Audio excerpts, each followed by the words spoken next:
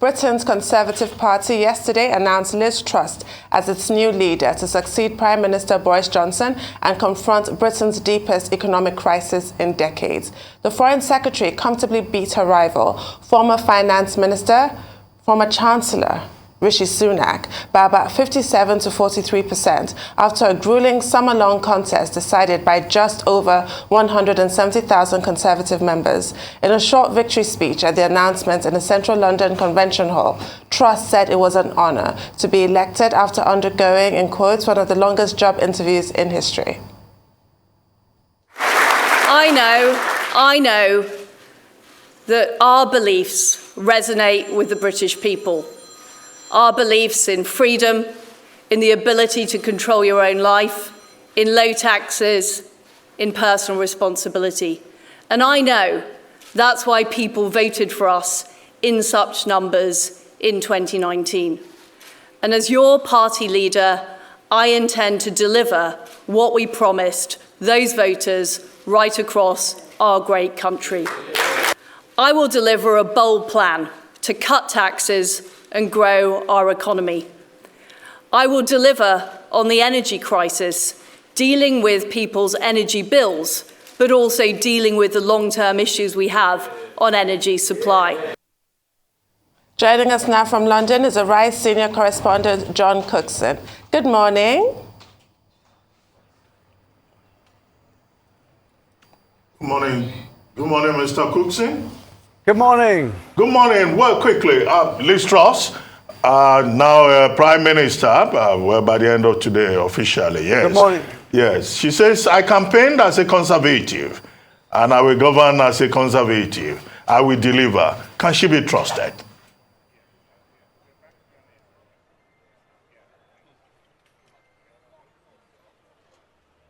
Can she be trusted? What a big question that is. Well, look, the opposition parties will say that Liz Truss is lightweight, she doesn't pay attention to detail, and we'll have to just see how things pan out. She's got the worst in-tray any Prime Minister could have in modern times. Some people comparing it to Winston Churchill coming into office in wartime in 1940, because this country is facing a huge economic crisis, the cost of living crisis, roaring inflation, and other issues like strike action by many workers. For example, criminal barristers started an indefinite strike yesterday, and in recent weeks the rail men and women have been on strike, and there have been other strikes. So she has a huge job ahead. Also, one thinks of foreign policy. The question of Ukraine, what's Britain's position going to be on that? The sense here at Downing Street is that nothing will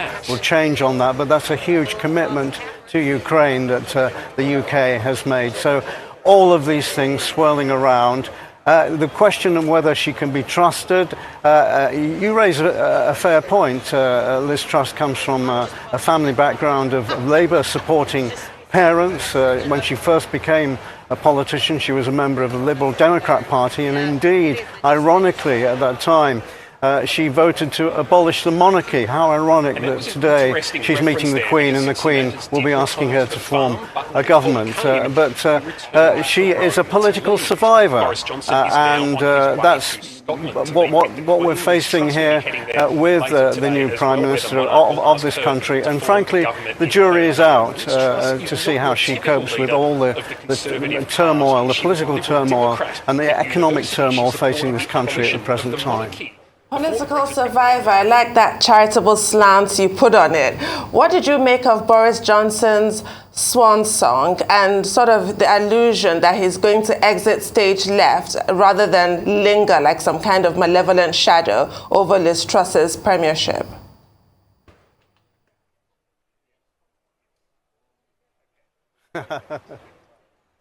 It was an extraordinary speech, emotional, typical Johnson cheerleading stuff, how things are going to be great in the future, how the party will be united, that Britain will get through the present crisis. Typical Johnson all the way through. He spoke of his legacy, about getting Brexit done, about the fastest vaccine rollout for COVID in Europe. And, he gave a very cheerful, optimistic outlook for the UK.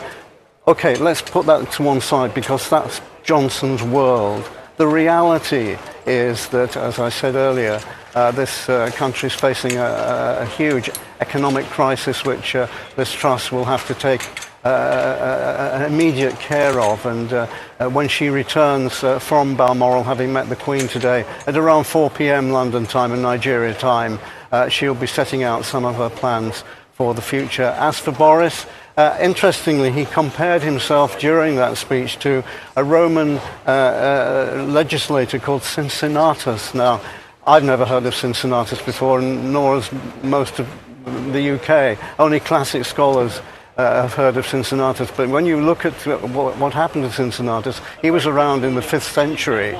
And he left his farm to come to work in Rome and be a legislator. And then he returned to take up his post. So so was this Johnson hinting that he might come back as Prime Minister or a senior politician some way down the line? We'll have to wait and see. And you recall when he resigned and gave his resignation speech at the House of Commons some weeks ago, he said, "Hasta la vista, baby," which again hinted that he might be back. But, this is all speculation, typical Boris, keep you guessing.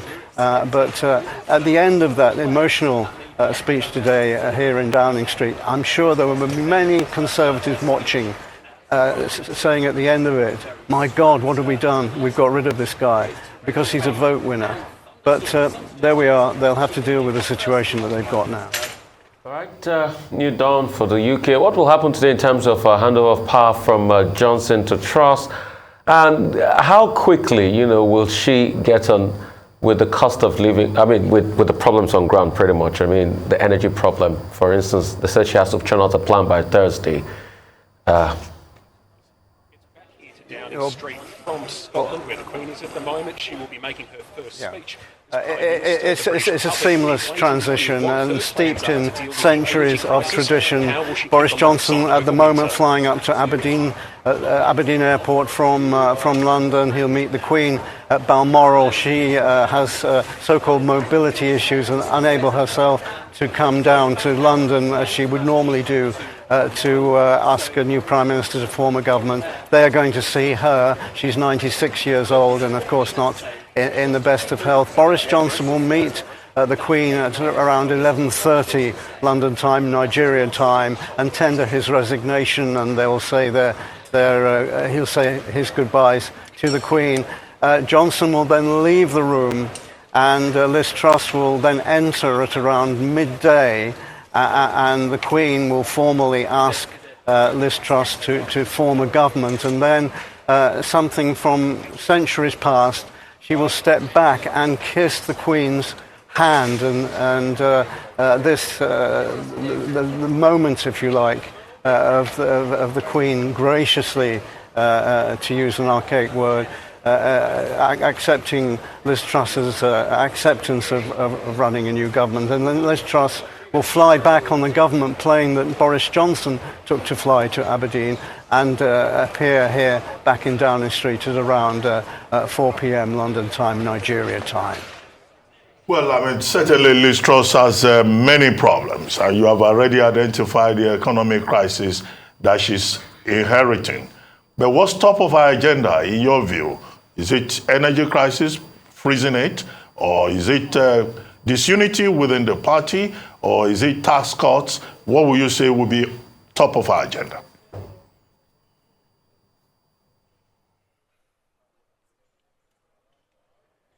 It's energy crisis and unity in the party. Let's deal with the latter first. And what she has to show in the formation of her new cabinet later today is that she embraces all elements of the Conservative Party, right, centre and left. And we'll be looking, or observers will be looking for a balanced cabinet. We know that some of the great officers of state are already earmarked. Kwasi Kwarteng to become Chancellor of the Exchequer. James Cleverly, Foreign Secretary, the first non-white, incidentally, to hold that position in British history. And Suella Braverman, the current Attorney General, becoming Home Secretary. Those are the great, so-called officers, great officers of state. But she has to balance this cabinet out to bring in all elements of the party, she being centre-right, but she has to bring in centrists and members of Parliament into the cabinet from the left as well. Because if she doesn't, she will never get the legislature through that she needs to do. On the second part of the enormous problems facing her is tackling the economic crisis. And there's talk today, not confirmed yet, but surely will be later today by Liz Truss, that there's a massive bailout package on the way worth around $130 billion to keep energy prices capped, not only for consumers, but also for business, for consumers at around $2,000 a year. And we're waiting to get further detail on that from Liz Truss. There will also, from Kwasi Kwarteng, the new Chancellor of the Exchequer, there'll be some kind of budget statement within a few days from now. So the cost of living crisis is absolutely priority for the British people. Many people are worried. A lot of people are already in debt from their energy bills, and they're looking to the new Prime Minister, Liz Truss, to help them out on this. So political unity and the cost of living crisis are the two major issues that Liz Truss has to tackle starting today. Well, thank you very much, Mr. Cookson, for joining us on the Morning Show. Thank you.